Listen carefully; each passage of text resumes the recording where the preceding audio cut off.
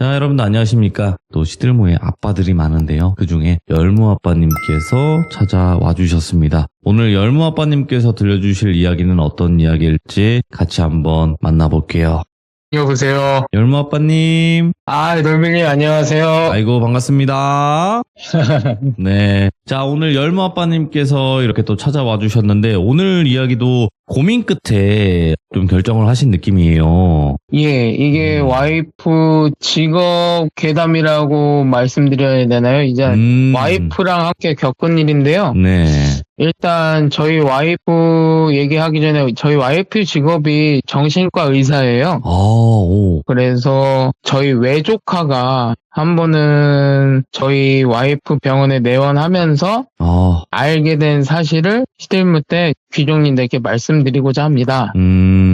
그래서 이 이야기 하기 전에 저희 외조카와 저희 그리고 큰이모 그리고 형한테 동의를 모두 구했다는 점 그쵸. 참고해 주시기 바랍니다. 이 부분이 굉장히 중요하죠. 정신과 의사든 어떤 의사든 간에 이야기를 할 수 없는 부분이잖아요. 그렇죠. 네, 하지만 뭐 가족분들이시기도 하고 전부 다 동의를 받아서 이야기를 들려주시는 점은 다시 한번 또 너무너무 감사드리고, 자, 그러면 어떤 이야기일지는 바로 출발을 좀 해보도록 하겠습니다. 렛츠가!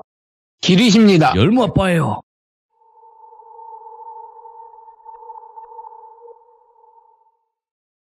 작년 겨울에 있었던 일인데요. 어느 날 저희 큰이모한테 전화가 왔어요. 저희 외조카를 혜지라고 칭할게요. 혜지가 집에서 이상행동을 보인다. 혼잣말도 자주 하고 그 다음에 자꾸 자다가 깨서 알몸으로 막 온 집안을 돌아다닌대요. 어이구야, 예. 혜지 나이가 그때 당시에 18살이었거든요. 고2죠. 엄청 어리지도 않네, 예. 예, 고2예요. 그래서 저희 와이프가 정신과 의사라는 걸 큰이모가 아시기 때문에 저희한테 전화가 오셔서 혜지를 데리고 와이프 병원에 내원을 했는데요. 큰이모가 홈캠으로 찍어둔 영상이 있더라고요.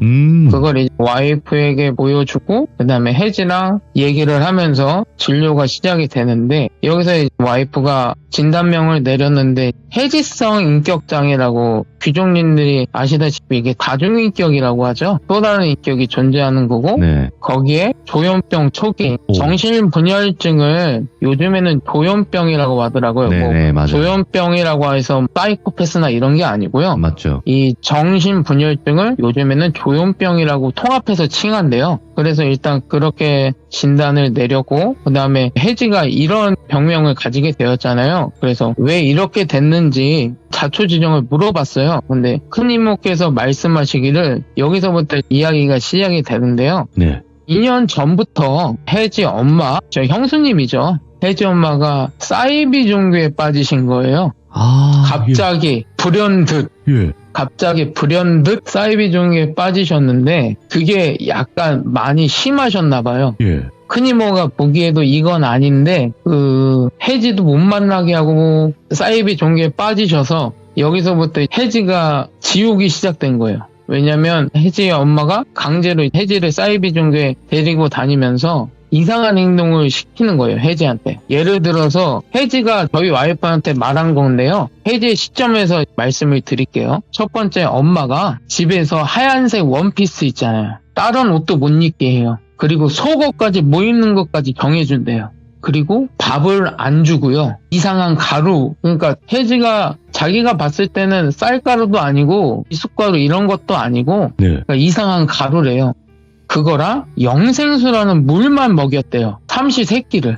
그때 병원에 내원할 때 혜지 모습을 보니까 빼짝 말랐더라고요. 완전 못 먹은 사람들처럼 이렇게 막 빼짝 말라갖고, 아무튼 그렇게 먹이고, 그리고 하루 종일 학교도 못 가게 했대요.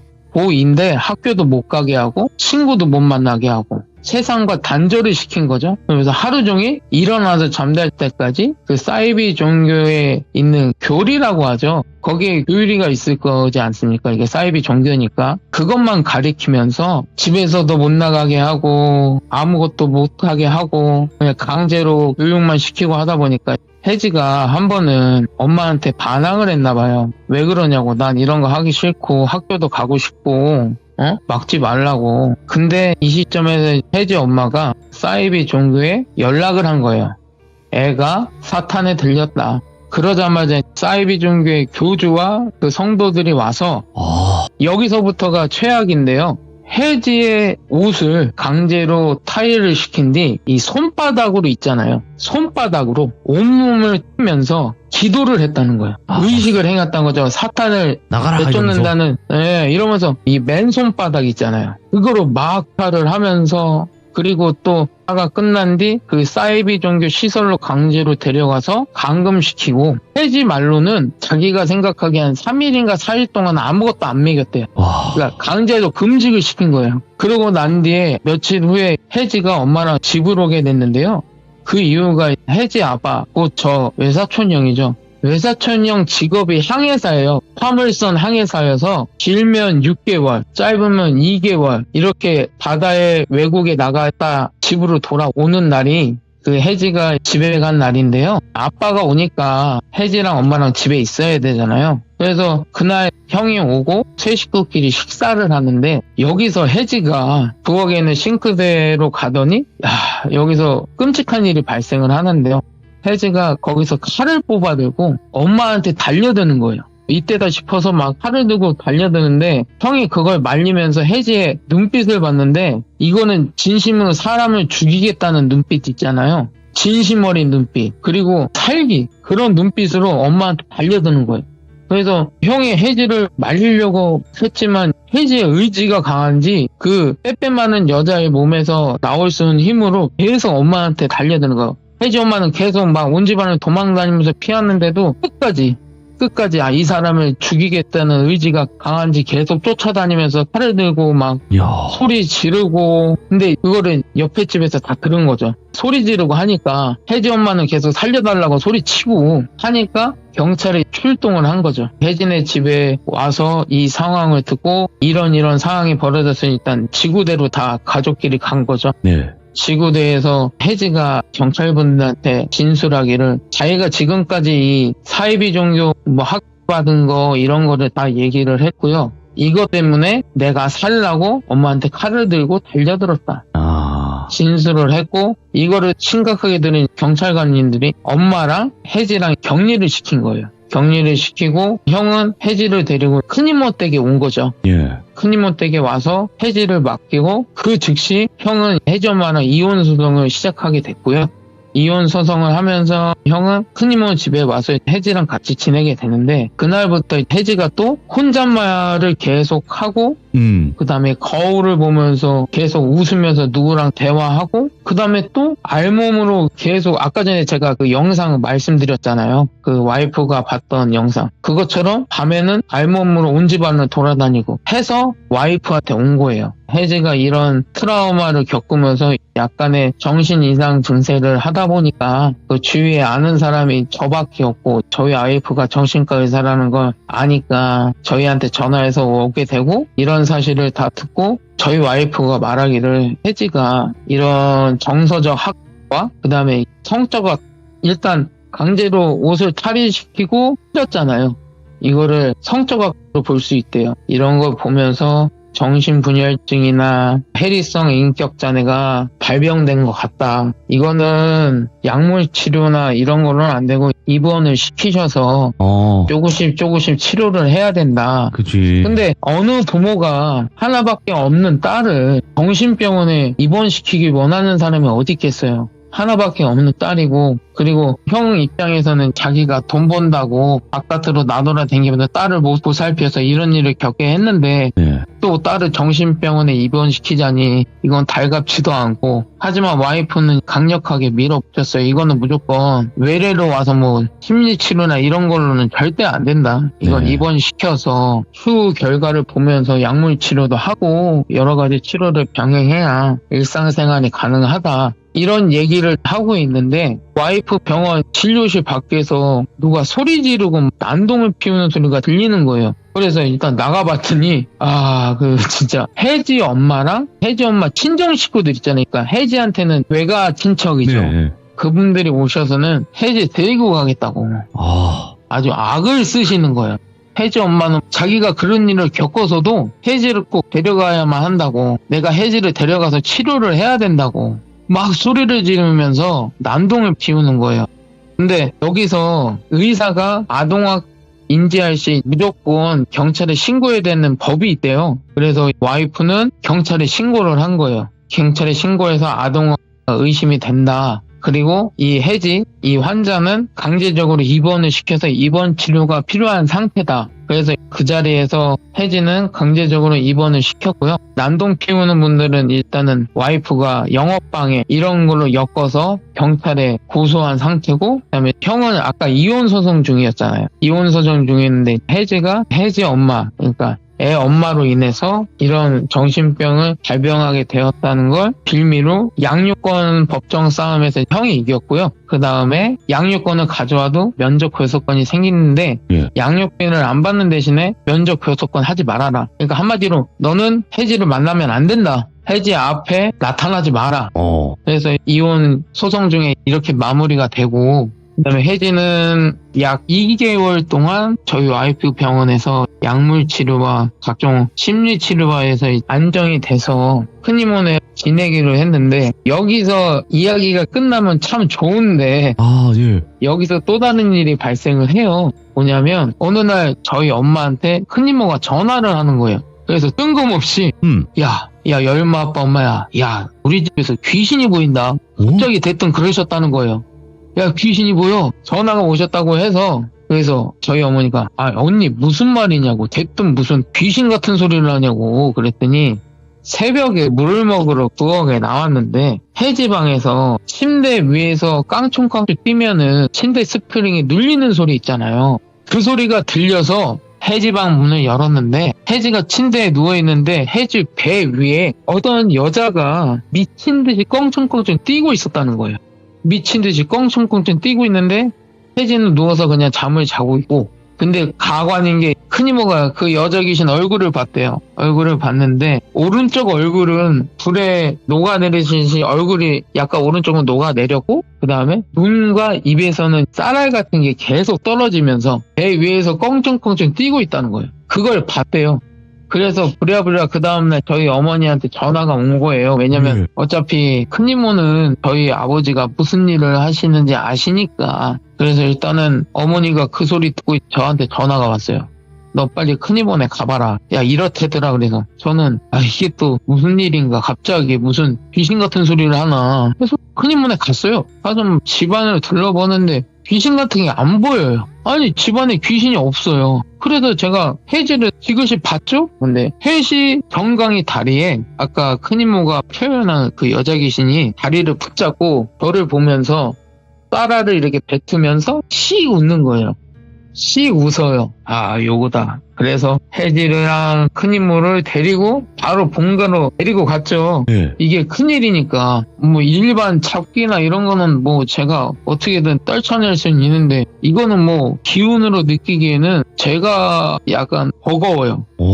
감당하기 힘들 정도예요. 그냥 이런 귀신은 일반적인 귀신이 아니잖아요. 아니 눈과 입에서 쌀알을 내뿜고 있다? 그리고 얼굴이 녹아내리고 나를 보면 씩 웃는다. 웬만한 잡기는 저를 보거나 이러면 없어지거나 그러거든요. 근데 저를 보고 웃고 혜지 다리를 붙잡으면서 안 떨어지려고 하고 하다 보니까 이게 너무 급하게 생각을 해서 본가에 갔죠. 본가에 가서 저희 아버지께 자초지종을 처음부터 다 얘기했어요. 정신병원에 입원했던 것부터, 그리고 이렇게 치료받고 나오고, 그 다음에 혜지 엄마가 이런 사이비종에 빠져서 혜지가 이런 고초를 겪었고, 근데 갑자기 큰이모가 집에서 귀신이 나온다고 하길래 집에 가보니 귀신은 없고 혜지 다리에 서있다. 간략하게 설명을 했어요. 근데 아버지가 혜지 다리는 안 보시고 갑자기 혜지를 이렇게 방으로 불러요. 불러서 혜지를 바라보시면서 말씀을 하시더라고요.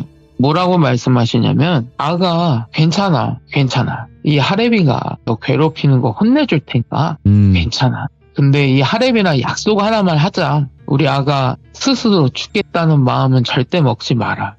그거 아니야. 이런 일은 네가 잘못해서 일어난 일이 아니고 어른들이 잘못해서 일어난 일이니까, 아가 하레비가 지금 네 다리 위에 있는 거 저거 못된 거 있잖아, 떼줄게. 혼내줄게. 그러니 제발 스스로 죽는다는 생각은 절대 하지 마라. 이 말씀을 하시면서 혜지를 꽉 안아주시는데, 거기서부터 혜지가 통곡을 하는 거야. 통곡을 하다 울다가 지쳐서 기절을 하게 돼. 울다가 얼마나 울었는지 기절한 혜지를 조용히 눕히고 혜지가 깨어나기 전에 조심스럽게 이게 다리에 붙어있는 영가, 귀신을 아버지가 신당 가서 나무 인형을 갖고 오시더라고요.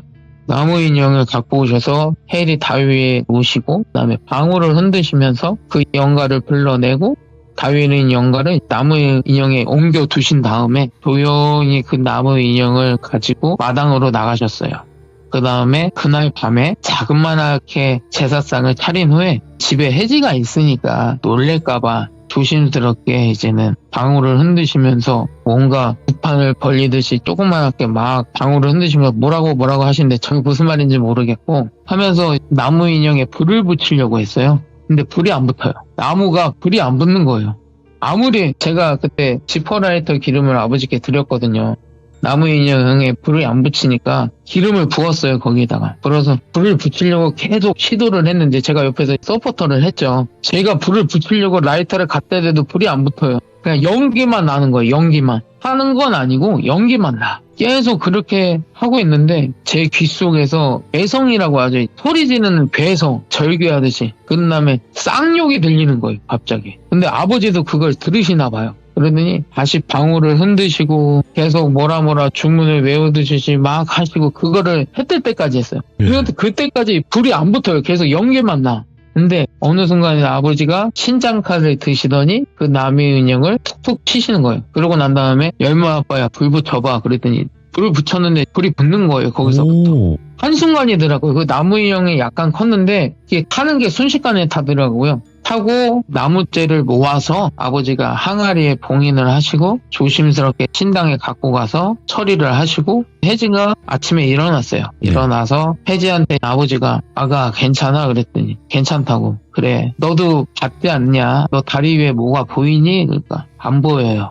할아버지가 약속 지켰다. 너도 약속 지켜야 돼. 하고 혜지는 큰이모랑 집에 가게 되고요. 그 이후로는 귀신 같는 것도 안 보이고 혜지도 일상생활을 하면서 혜지 엄마 때문에 학교를 못 갔다고 그랬잖아요. 그래서 일단 집에서 검정고시 치러서 고등학교 졸업증 땄고 지금은 그 큰이모의 딸, 그러니까 혜지의 고모죠. 제 친척 동생이고 몽골에서 사업을 하고 있어요. 그래서 이번에 겨울쯤에 혜지랑 혜지 아빠 저희 사촌형은 몽골로 떠나려고 준비 중입니다. 뭐 이렇게 약간 해피엔딩 아닌 해피엔딩으로 이 이야기는 끝나고요. 이야, 이 이야기를 얘기할 때 저희 와이프가 하는 말이 정신적으로 아프면은 네. 무당을 찾아가거나 혹은 그런 종교를 찾아가잖아요. 그러기보다는 모든 빙의 증상 아닌 빙의 증상 말 예를 들어서 혼잣말 아니면 허공에다가 대화를 한다거나 이상 행동 이게 빙의 현상보다는 정신의학적으로 문제가 있는 경우가 많거든요. 네. 그래서 그런데 찾아가기보다는 의사한테 찾아가는 게 나을 수도 있다. 이런 말을 덧붙이더라고요. 옆에서 와이프가. 저도 항상 말씀드리는 거는 어떤 일들이 발생을 하잖아요, 열무아빠님. 그쵸. 이런 영적인 문제가 있을 수 있는데 무조건 일단은 전문의를 찾아가서 상담과 치료를 받아도 안 될 경우에는 넘어가는 방법을 말씀을 드리거든요. 그쵸. 애초에 처음부터 가버리면 그거는 좀 아닌 것 같고. 맞죠. 네. 그래서 이게 이렇게 되다 보면 골든타임을 넘길 수도 있다고 하더라고요. 와이프가. 그럴 수 치료 있죠. 시기를 늦어서 아무리 입원 치료, 약물 치료를 해도 일상생활을 할 수가 없대요. 그래서 이런 골든타임을 놓치면 안 된다고. 네. 네. 참. 저희 집안도 무당 집안이지만 아이러니하게 와이프가 이 말을 하더라고요. 이런 데를 찾아가기보다는 병원을 찾아오는 게 맞다. 순서상 그게 맞다고 저도 봐요. 예. 예, 의학적인 걸로 안 됐을 시에는 무속적인 어떤 도움을 받을 수 있는 그런 방법으로 가던가 아니면 종교를 의지하던가 이런 쪽으로 가야지 안 그러면 좀 순서가 뒤바뀌었을 때 문제도 발생을 하니까. 그쵸. 네, 오늘 열마아빠님께서 또 가족 이야기이기 때문에 고민을 굉장히 많이 하셨을 거라고 생각을 하는데 오늘도 이런 사례를 들려주셔서 다시 한번 너무너무 감사드립니다. 고맙습니다, 열마아빠님. 예, 고맙습니다. 감사합니다. 네. 자, 이번 이야기는 시청자 열무아빠님께서 찾아오셨습니다. 오늘 열무아빠님께서 들려주실 이야기 어떤 이야기일지 함께 만나보도록 할게요. 여보세요. 열무아빠님. 돌비님 안녕하세요. 아이고, 바쁘신 와중에도 이렇게 와주셔서 감사합니다. 아닙니다. 지금 야간 근무 중인데 같이 근무하는 친구가 네네. 돌비님 골수 팬이에요. 예전 오. 때부터 시들문을 들었대요. 계세요, 옆에? 그래서 옆에 있어요. 잠깐만 바꿔주시겠어요? 지금 근데 저희 무전기로 뭐 하고 있어서 네네네네. 알겠습니다. 지금 그러니까 오. 이거 시참 때문에 음. 제 일을 저 친구가 지금 하고 있거든요. 그러니까 뭐 제가 대신 해드릴 테니까 하세요. 참여하세요. 좀 이런 느낌이구나. 그리고 이게 오. 뜻하지 않게 커밍아웃을 하게 됐어요. 제가 열무 아빠라는 걸. 그 정도야 뭐 지인이신 건데 상관없겠죠. 근데 또 이게 직접 앞에서 직관하는 사람이 있으니까 또 약간의 긴장감이 없지 않아 있습니다. 알겠습니다. 자, 오늘 열무 아빠님께서 들려주실 이야기가 저는 한번 질문을 드려보고 싶었는데 이게 흉가 탐방 같은 말 그대로 흉가 동호회 활동을 하신 적이 있는 것 같아요, 보니까. 와이프가 연애 때부터 네. 그 오컬트나 이런 공포물에 대한 관심이 무지하게 있어갖고요. 막 그 예전에 보면은 다음 카페 뭐 이런 동호회 활동을 아주 적극적으로 참여해서 저도 어쩔 수 없이 동참하게 됐습니다. 그 열무 아빠님은 보시는 분이니까 이런 데 가면 안 되고 이런 행동을 하면 안 되고 이걸 아시는데 거기를 가시는 이유가 있으세요? 그거를 이제 궁금해하실 분들도 분명히 계실 것 같아요. 이야기 듣다 보면. 알면서 왜 가냐 이런 식으로. 그때 당시에 와이프가 대학생 때고 제가 군대 제대하고 일을 시작했을 때라 바빠서 이제 서로 여름 휴가를 못 갔어요. 근데 네네네. 때마침 그때 동호회 게시판에 흉가를 간다는 글이 올라와서 와이프가 여름휴가 대신에 거기 가자고 계속 졸라갖고 어쩔 수 없이 사랑하는 사람을 위해선 어쩔 수 없었다. 또 말이 좀 그렇게 되네요. 네, 그렇죠. 뭐 사랑을 막을 순 없다. 무서움도. 네, 알겠습니다. 그렇죠. 자, 그러면 바로 출발을 해보도록 하겠습니다. 렛츠가! 길이십니다. 열무 아빠예요.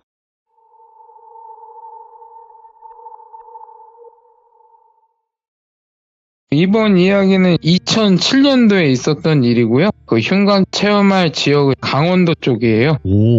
근데 2007년도 당시에는 뭐 귀족님들 아시다시피 인스타나 SNS 이런 게 없었잖아요. 그래서 아까 방금 전에도 말했듯이 동호회 활동을 아주 적극적으로, 그리고 와이프는 거의 임원 수준으로 활동을 했었던 당시인데요. 그래서 일단은 와이프랑 이런저런 동호회 활동하다 보니까 그 시기가 여름휴가 시기에 딱 맞춰졌고, 그래도 우리가 바빠서 서로 여름휴가도 못 갔으니 여름휴가를 가자는 형식으로 흉가 체험에 동참해 보자고. 어차피 와이프는 그때 당시에 저희 집안이 무당 집안인 것도 알고 있었고요. 제가 영화를 본다는 것도 알고 있었고요. 근데 원망스러웠지만 어쩔 수 없지 않습니까? 일단은 저도 그 흉가 체험에 참여하기로 했습니다.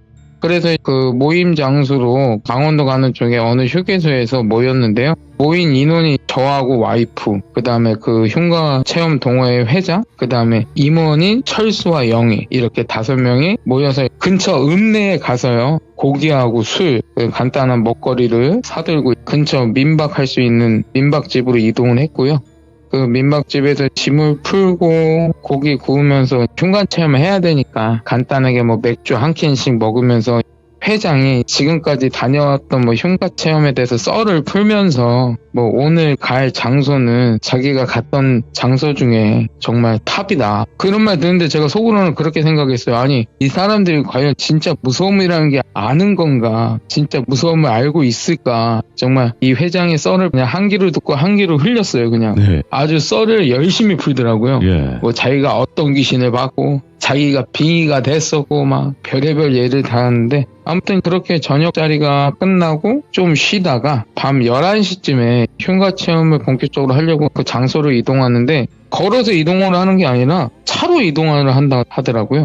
그 근처가 저기 장소인 줄 알았더니 그게 아니라 그 자리에서 술을 안 먹었던 임원 중에 영희가 술을 안 먹었길래 자기 차로 이동을 하자고 해서 차로 20분을 이동했어요. 20분을 이동하고 어느 마을에 도착을 했는데, 어느 마을 그 외곽 쪽에 공터에 차를 세워두고 또 걸어서 그 마을 뒤쪽에 있는 산 중턱까지 올라갔는데요. 그 상 중턱에 가보니까 정말 옛날 시골 초가집 있잖아요. 그 흙으로 만들어진 그런 초가집. 거의 다 무너질 듯한. 근데 일단 제가 그 초가집에 도착했을 때 일단 여기가 흉가 체험 장소잖아요. 근데 제가 보기에는 연가가 하나도 없었어요. 흉가라고 하기에는 정말 뭐 그냥 일반 연가, 지방령이라도 있어야 되는데 아무런 연가가 없는 거예요. 근데 정말 이상했어요. 원래 산속에는 허주나 이런 귀신들이 많거든요. 원래. 근데 아무도 없으니 일단 주위를 막 살펴봤는데 살펴보다가 그 초가집 뒤쪽으로 조금 올라가 보니까 귀족님들 아실 거예요. 그 선악나무라고 아시잖아요. 선악나무가 그 마을을 수호하는 수호신 역할을 하고 신령한 힘이 깃들고, 그리고 또 선악나무는 애군을 쫓는다고 해요, 원래. 그리고 쉽게 말하자면 그 오래된 나무에 5색의 천들이 이렇게 걸쳐져 있으면 그게 분명 선악나무거든요. 아무튼 그래서 그 선악나무를 발견했는데 그 선악나무 앞에 제가 딱 섰어요. 근데 왠지 모를 듯한 그런 힘 있잖아요. 거부할 수 없는 힘이라고 해야 되나? 아무튼 그런 힘이 느껴지면서 저도 선왕신이 깃들어 계시기 때문에 예를 표하고 저희들이 이렇게 산에 와서 시끄럽게 한 걸 용서해 달라고 조용히 있다가 조심히 내려가겠다고 말씀을 드린 뒤 흉관 체험을 본격적으로 시작하는데 처음에는 한 명씩 들어가고 마지막에는 5명이 다 같이 들어가기로 했어요. 네. 첫 타자는 회장, 두 번째는 임원인 철수, 그 다음에 저, 그리고 와이프, 그 다음에 마지막에 영희. 이렇게 한 명씩 다 들어갔다 나오면서 막 너무 무섭다고. 그리고 거기서 회장은 또 이 말하는 게 약간 사기꾼스러운 듯한 말도 있잖아요. 뭔가 허황되게 나오면서 나 이상한 기분이 들었다, 막 한기가 들었다, 뭐 저쪽에 귀신 있는 거 아느냐 막 이러면서 했는데 제가 속으로는 아니 이쪽에 귀신이 없는데 무슨 귀신 신 하나 까먹는 소리 하는지.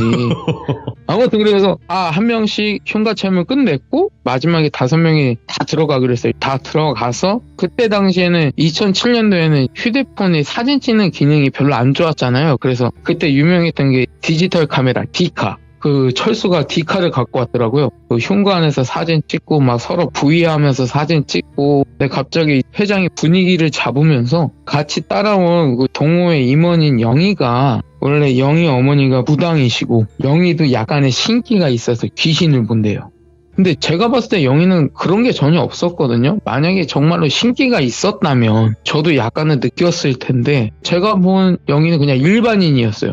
근데 아무튼 회장이 그렇게 썰을 풀면서 분위기를 잡으면서 이제 이 집안에 있는 귀신을 불러보겠다고 영희가 갑자기 가방에서 초 2개를 켜고 그 다음에 집 인형 있잖아요. 지른으로 만든 인형. 거기에 부적을 붙이고 다시 양손에 향을 피우면서 휘파람을 부는 거예요. 근데 휘파람을 불면서 귀신을 불러보겠다고 막 돌아다니는데 네. 갑자기 영희가 누구랑 대화를 하고 있는 거예요. 내가 분명히 귀신이 없는 걸 봤는데 얘는 도대체 누구랑 대화를 하는 걸까? 그러다가 갑자기 신들린 듯한 연기 있잖아요. 막 접신한 듯한 그런 연기를 영희가 하는 거예요. 난 속으로 그냥 이게 무슨 또 회장과 이렇게 모의를 해서 우리를 겁주려고 하는 거구나 뭐 이렇게 생각을 했어요. 그래서 그냥 어디까지 가보나 지켜봤거든요. 막 신들린 연기를 하고 내가 어디서 죽었고 영희가 막 이상한 소리를 하고 그리고 끝났어요. 끝났는데 갑자기 회장이 그 부적 붙은 치신형 있잖아요. 네. 그거를 들고 아까 제가 봤던 선악나무 쪽으로 가는 거예요. 그래서 도대체 왜 저기를 갈까? 왜 저기를 가지 않는데 갑자기 회장이 그 지신형 붙들고 선악나무 앞에서 우리들한테 야 이게 무당나무라고. 이 무당나무니까 아까 그 지신형 있잖아요. 어디서 갖고 온지 모르겠잖아요. 못이랑 망치를 꺼내더니 그 선악나무 앞에 그 지신형을 딱 박는 거예요. 오! 순간 제가 이게 이러면 안 된다는 생각을 하면서도 몸이 반응을 못하는 거예요. 이걸 말려야 되는데 생각만 하는 그런 시츄에이션 있잖아요. 분명히 말려야 되는데 근데 갑자기 말릴 틈도 없이 이 회장이 라이터 있잖아요. 지니까 라이터로 불 붙이니까 금방 불 붙더라고요. 불을 확 붙이는 거예요.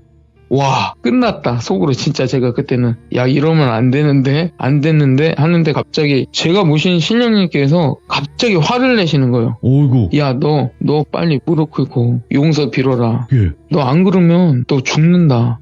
막 극단적으로 경고를 하시는 거예요. 그래서 일단은 그렇게 그 짓거리가 마무리가 되고 철수와 영희하고 회장은 다시 흉가로 들어갔고, 그 틈에 제가 와이프한테 그랬어요. 너 진짜 묻지도 따지지도 말고 지금 무릎 꿇고 진심을 다해서 용서를 구해라. 지금 우리가 이렇게 벌였던 짓에 대해 용서해달라고 진심으로 용서를 구해라 하면서 저희 둘 다 무릎을 딱 꿇었는데요.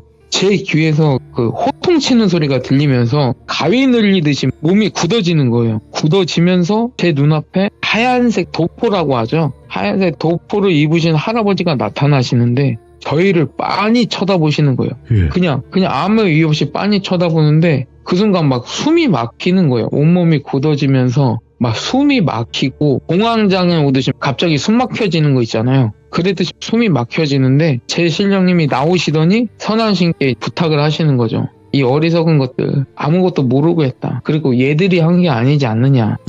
자기를 봐서 한 번만 용서해달라. 그러더니 그때 선왕신께서 알았다. 내가 너 봐서 지금은 보내주겠다. 용서해주겠다가 아니라 지금은 보내주겠다 라고 말씀하시고 사라지셨어요. 그리고 나서는 저는 와이프 손 붙잡고 일행들 뒤로 한 채로 차 세워진 공터로 갔죠. 가고 있는데 뒤에서 비명소리가 막 들린 거예요. 막 서로 소리 지르는 비명소리. 그래서 와이프를 차 세우는 공터에 데려다 주고 와이프 보고 여기 있으라고 그러고 저 혼자 올라갔죠. 올라갔는데 제 눈앞에 펼쳐진 광경이 정말 가관이었어요. 회장은 눈에 초점이 없는 상태로 선악나무 앞에 머리에서 피나듯이 계속 박고 있고요. 박으면서 영희를 쓱 쳐다보는데 씩 웃더라고요. 영희를 보고 씩 웃어요. 그 다음에 영희의 머리채를 붙잡고 그대로 같이 머리를 서로 박고 있는 거예요. 계속. 근데 이거 보면 철수는 비명만 계속 지르는 거예요. 막 서로 둘이 뜯어내려고 말리는데 힘이 얼마나 센지 안 되는 거예요. 그래서 저는 회장을 막 뜯어 말리고 철수는 영희를 뜯어 말리고, 그런데 제 눈앞에 갑자기 아까 전에 봤던 선왕신께서 나오시더니 철수와 영희를 손으로 가리키시는 거예요. 이렇게 가리키시고 사라지시더라고요.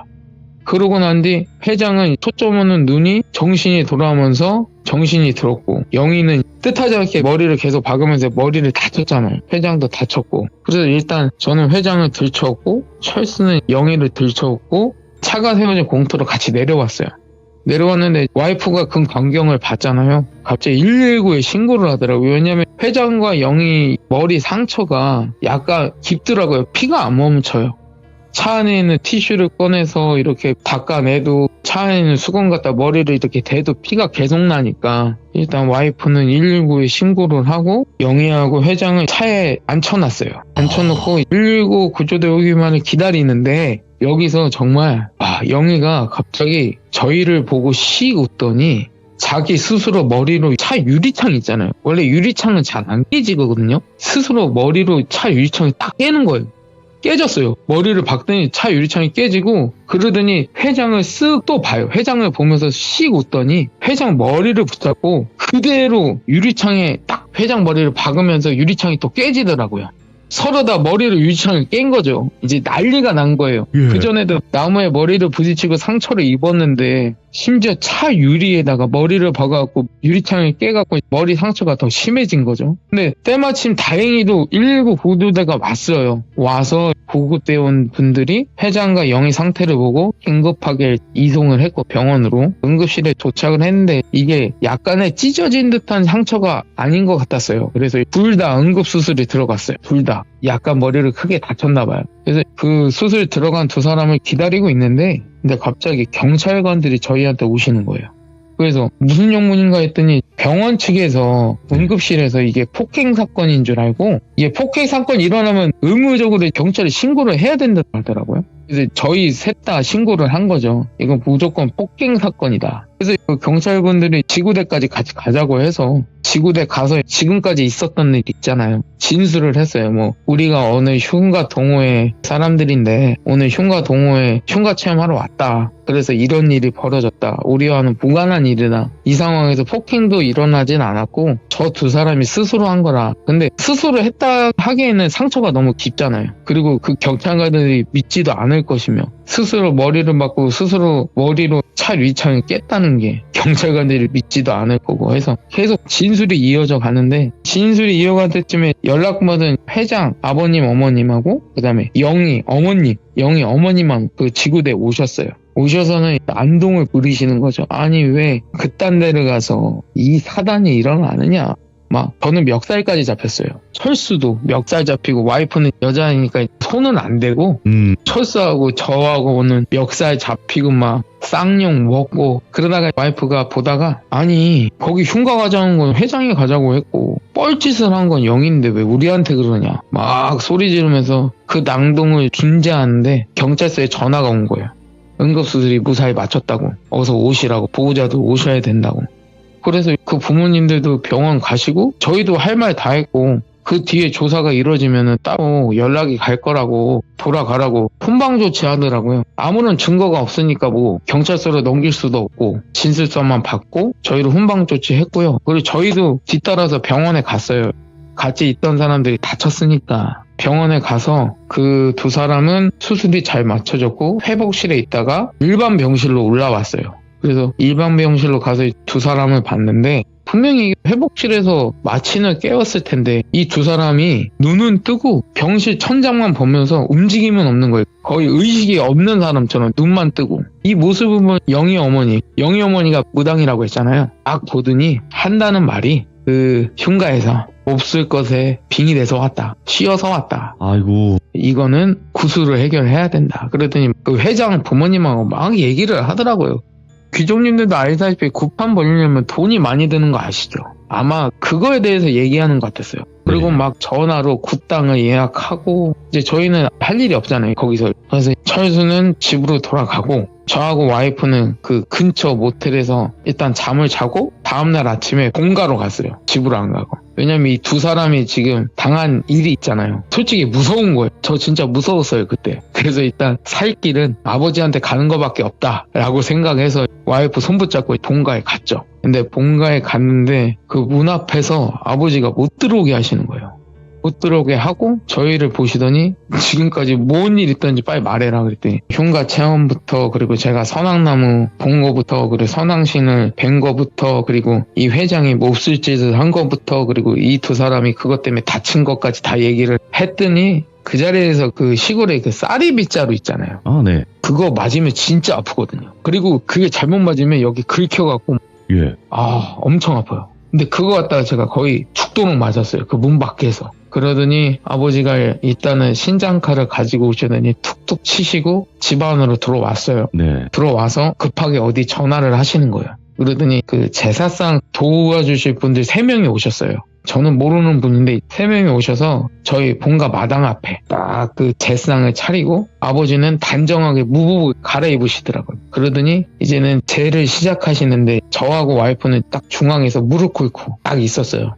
근데 아버지가 제를 하시는 도중에 저하고 와이프 뒤를 보시면서 갑자기 큰절을 하시는 거예요. 왜 큰절을 하시지? 하고 나서 제 눈앞에 제가 봤던 선왕씨께서 딱 서 계시는 거예요. 근데 여기서 와이프도 그걸 봤어요. 나중에 말했는데 와이프도 그걸 봤더라고 하더라고. 정확히. 그러더니 와이프가 그 자리에서 선왕신을 보고 거의 통곡을 하면서 손이 발이 되도록 막 빌더라고요. 용서해달라고. 제발 용서해달라고. 자기가 그러려고 했던 건 아니라고. 정말 용서해달라고. 하지만 선왕신은 저희를 그냥 빤히 쳐다보시고 그냥 사라지셨어요. 아무 말 없이. 근데 그 신당 안에 계시던 할아버지가 갑자기 나오시더니 너희가 갔던 데가 어디냐고. 강원도라고. 가자고. 거기로 가자고. 그 선악나무 있던 데로 가자고 해서 아버지하고 할아버지하고 저하고 와이프하고 그때 제상 차려두신 그 3명 총 7명이 우리 흉가 체험했던 데로 갔어요. 가서 다시 그 선악나무 앞에 정성스럽게 제상을 올리고 이번에는 할아버지가 제를 올리시더라고요. 그게 1시간, 2시간, 3시간 될 때쯤 갑자기 할아버지가 큰절을 하시는 거예요. 그래서 큰절을 해서 제가 제 앞을 보니까 선왕나무까지 이렇게 선왕신께서 딱 서 계시더라고요. 네. 근데 또 똑같이 뻔히 저희를 쳐다보세요. 저하고 와이프를. 그래서 할아버지가 선왕신께 이 어리석은 것들 한 번만 자비를 베풀어서 용서해달라고. 정말 용서해 주시면 다시는 이러지 않겠다고. 저희를 봐서라도 이 정성을 봐서라도 한 번만 자비를 베풀어 달라고. 아무 말 없이 쳐다보시던 선왕신께서 저희에게 좋다. 이 정성을 봐서 너하고 너는 그러니까 저하고 와이프죠. 너하고 너는 용서해주겠다. 다시는 이 근처에 오지 말라 하시고는 호련히 사라지시고, 예. 그때 저하고 와이프는 용서를 받은 거죠. 가슴을 쓰다듬으면서 진정하면서 다시 한번 큰절을 선왕신께 올리고 저희는 그 산에서 내려왔어요. 네. 내려오고 며칠 뒤에 철수한테 연락이 온 거예요. 그 동호회 임원이었던 철수한테 연락이 와서는 그 영희의 어머니가 무당이라고 했잖아요. 그 영희 어머니가 군 날짜를 잡았다고. 그 흉가 체험했던 사람들 다 와야 된다고. 그 어쩌겠냐고 저한테 묻더라고요. 그래서 일단 알겠다고 하고 전화를 끊고 와이프한테는 너는 여기 있어라. 나 혼자 갔다 오겠다. 그래서 일단 며칠 뒤에 철수랑 만나서 그 굿당에 갔어요. 굿당에 가서 영희 어머니를 만났는데 영희 어머니가 저희를 보시고는 무릎 꿇고 대기를 하래요. 내가 무릎 꿇을 일이 없는데? 그래서 저는 그냥 굿판 구경하러 온 거지. 아무 뜻 없다고. 저 신경 쓰지 말고 굿 진행하셔라 말했더니 이 싸가지 없는 놈이 어디 신령님들 앞에서 싸가지 없는 행동을 하냐고. 어서 신령님께 와서 무릎 꿇고 예를 표하라고. 제가 그때 보기에는 신령님이라고 불릴만한 존재가 없었거든요. 그 굿당에는. 제가 보기에는 주관적인 입장으로선 제 눈에는 그런 게 보이지 않았어요. 근데 누구한테 예를 표하라고 하는 건지 참 난감하더라고요. 난감하기보다는 하찮아 보였어요. 영희 어머님의 행동이. 근데 제가 계속 무릎 꿇고 막 예를 표하지 않으니까 그 옆에 굿당에 굿판 도와주시는 분들 있잖아요. 그중에 남성분들도 몇 명 있었어요.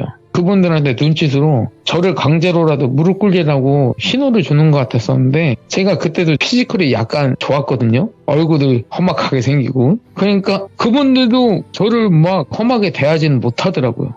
그래서 그냥 저는 무릎 꿇지도 않고 그냥 서서 당당히 굿판을 진행되는 걸 보고 있었거든요. 근데 제 눈앞에 펼쳐진 광경이 이게 무슨 굿판인지 몰랐어요. 그냥 일단 회장하고 그 영희 있잖아요. 그 두 사람한테 그 이불만한 부적 있잖아요. 엄청 큰 부적. 그거를 덮고 그 위에 쌀을 붓는 거예요. 막 쌀을 붓고 그리고 그 영희 어머니는 춤을 추고 신장칼인지 뭔지는 모르겠지만 어떤 칼을 들면서 막 춤을 추면서 굿을 진행하는데 갑자기 왔다고. 이 몹쓸 게 왔다고. 근데 제 눈앞에 보이진 않았어요. 아무것도 없었어요. 근데 갑자기 그렇게 말하더니 닭피 가져오라고. 그러니 굿판 도와주시던 분들이 어디서 작을 잡았는지 정말 시뻘건 닭피 있잖아요. 그거를 갖고 오더니 영희 어머니가 그 닭피를 그 회장하고 자기 딸한테 막 뿌리는 거예요. 어이구, 예. 뿌리면서 막 쌍욕을 해야 되는 거예요. 여기가 어딘데 뭐라고 막 쌍욕을 하고 너 죽고 싶냐고 막 쌍욕을 하면서 닭피를 뿌린 뒤 그 부적 있잖아요. 그 덮었던 부적을 굿당 마당에 나와서 불을 태우려고 이제 딱 하시는데 불을 태우는데 그 영희 어머니가 입고 있던 무복 있잖아요. 갑자기 무복에 불이 옮겨 붙는 거예요.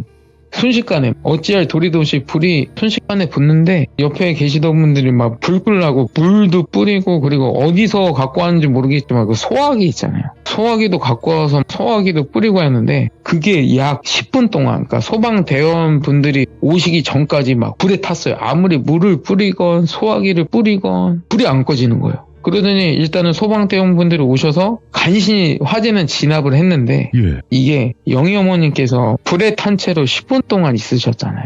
그러면 사람이 엄청나게 화상을 입었을 거잖아요. 그럼요.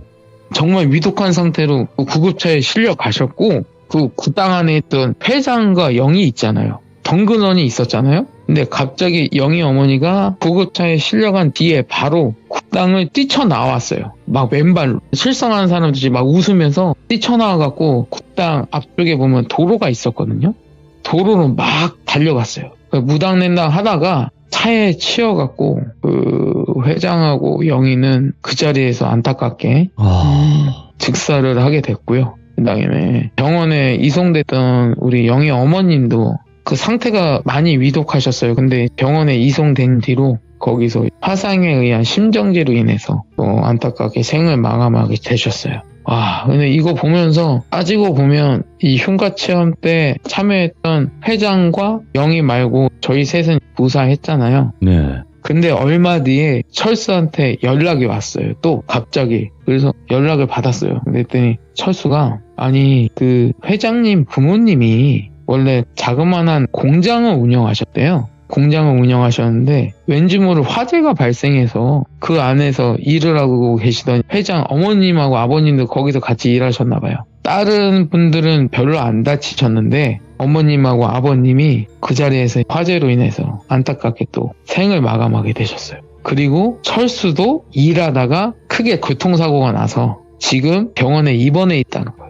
진짜 그 소리 듣고 제가 처음에 시참했을 때 흉가 갔을 때 많이 위험하다고 했잖아요. 근데 지금은 흉가 체험보다는 힘이 깃든 그 신령한 곳에서 이 두 사람이 불경스러운 짓을 한 거잖아요. 선을 넘는 정말. 그래서 신의 분노를 사서 이런 일이 발생했잖아요. 흉가에서 귀신을 도발하는 것보다 신령한 힘이 깃든 장소에서 불경스러운 짓을 하면 야 정말 이런 불상사가 생기는구나. 이때 정말 깨달았어요. 와, 비극적인 결말이죠. 결말 자체도 지금.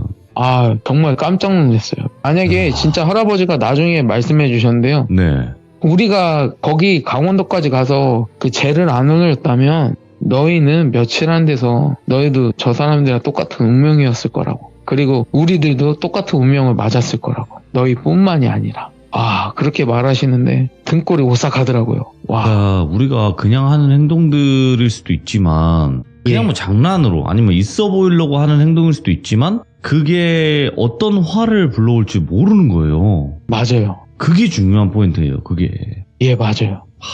정말 오늘 열무 아빠님의 이야기를 듣고도 또 그러신 분들이 있다면 그건 진짜 문제가 있다고 봅니다. 진짜 문제가 있습니다. 그건 절대 제발 안 가시는 게 제일 베스트. 안 가는 게 맞아요. 제가 봤을 때. 안 가는 게 맞는데 네. 분명히 가시는 분들이 있을 거예요. 저번 시점 때도 말했듯이 도발하거나 그 흉가 있는 물건 만지지 마시고 또 추가해서 그런 나무가 보인다. 그냥 도망치세요. 오늘 그래도 열무 아빠님께서 이렇게 마지막에 또 말씀까지 해주셔서 다시 한번 감사드리고 오늘 흉가 이야기도 너무나 잘 들었습니다. 감사합니다. 예, 감사합니다. 네. 최대한 안 가는 걸 저희 방송에서는 가장 많이 추천을 드리고요. 가더라도 진짜 그냥 뭐 도발 자체가 없이 그냥 예의 지켜가면서 그냥 한번 쑥 둘러보고 나올게요 정도로만 끝내면 되는데 꼭 여기서 어떤 일들이 발생을 하는 건 조금 더 오버해서 어떤 행동들을 했을 때 문제가 확실히 일어나는 것 같습니다. 그러니까 여러분들도 항상 조심하시고 웬만하면 가시지 않는 걸 추천드립니다. 감사합니다. 자, 이번 이야기는 시청자 동네꼬마님께서 이야기를 들려주실 겁니다. 우리 또 동꼬님이 얼마나 또 숨 막히게 할지 여러분들 같이 들어보도록 할게요. 안녕하십니까? 안녕하세요. 반갑습니다. 동네꼬마님. 네, 안녕하십니까? 아이고, 오늘 또 찾아와 주셨어요. 감사합니다. 감사합니다. 네. 자, 오늘 동네꼬마님께서 찾아와 주셨는데 오늘은 어떤 키워드가 될까요? 궁금하네요. 키워드를 말씀드리자면 없어졌지만 존재하는 것입니다. 없어졌지만 존재하는 것? 네네. 오호. 어떻게 보면 좀 살짝 추상적이기도 한데, 그죠? 네네네. 오호, 알겠습니다. 자, 여러분들 숨 막히게 잘 들어주시기 바랍니다. 바로 출발할게요. 렛츠고! 기릿입니다. 렛츠 기릿!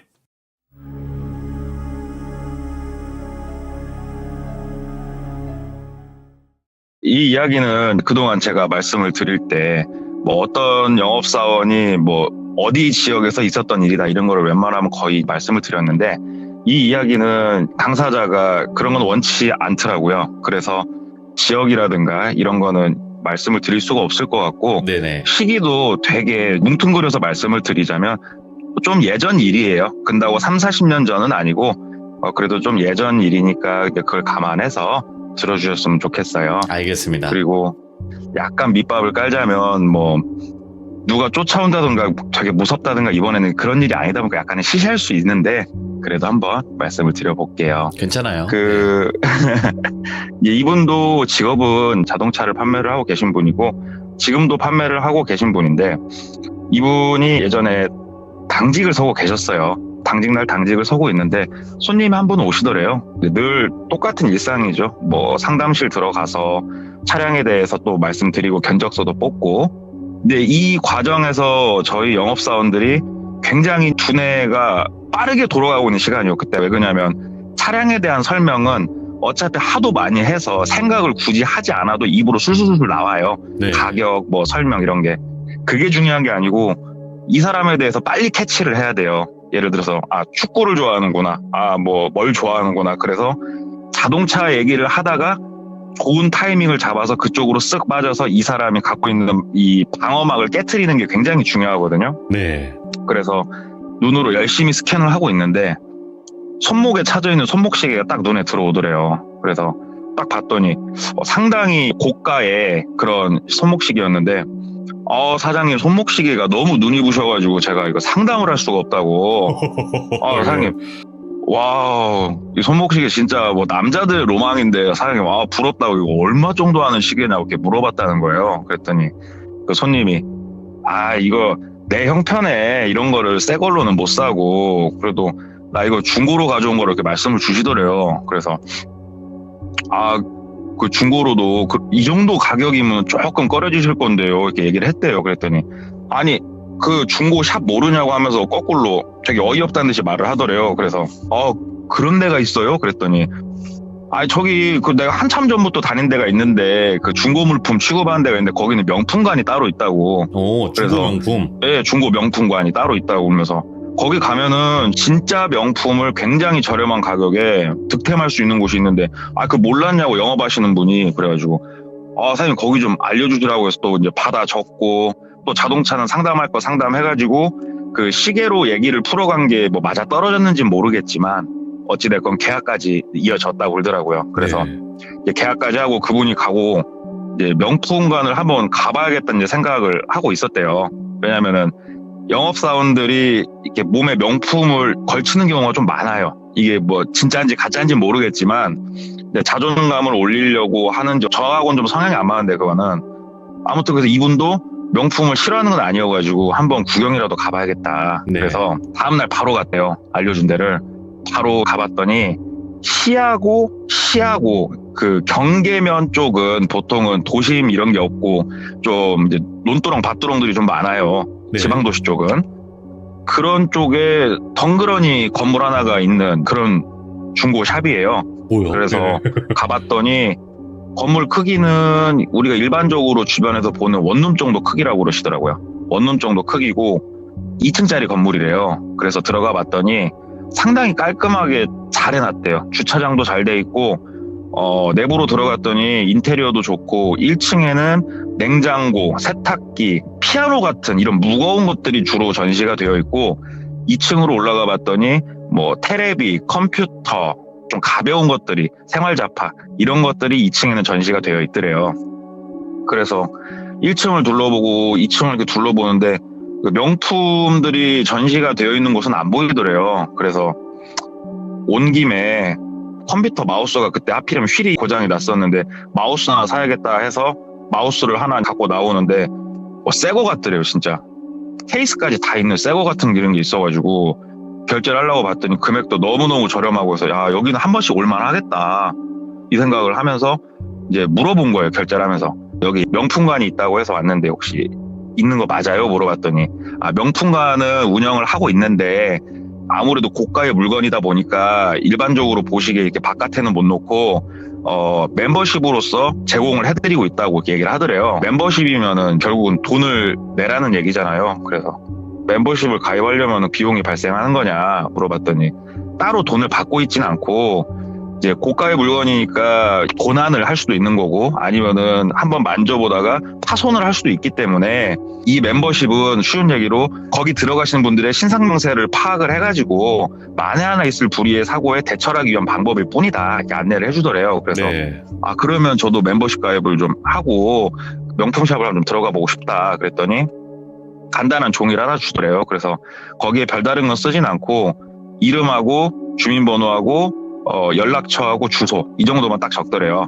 딱 적고 신분증 확인하고 왜냐하면 이제 혹시라도 갖고 도망가면은 잡아야 되니까 저희가 이거 해가지고 내일 연락 드릴게요. 명품관은 예약제로 운영이 되기 때문에 따로 저희가 전화를 드릴게요. 그래가지고 이제 마우스만 하나 사가지고 집에 왔대요. 그래서 다음날 전화가 왔대요. 전화가 와서 통화를 했더니 예약을 좀 잡아드릴 건데 내일 한 2시 정도의 타임이 비는데 어떠시냐 그랬더니 여기는 시간제로 운영이 되는 거 했더니 저희가 그럼 상세하게 설명을 드릴게요. 그러면서 이곳은 2인 1조로 들어갈 수 있는 곳이래요.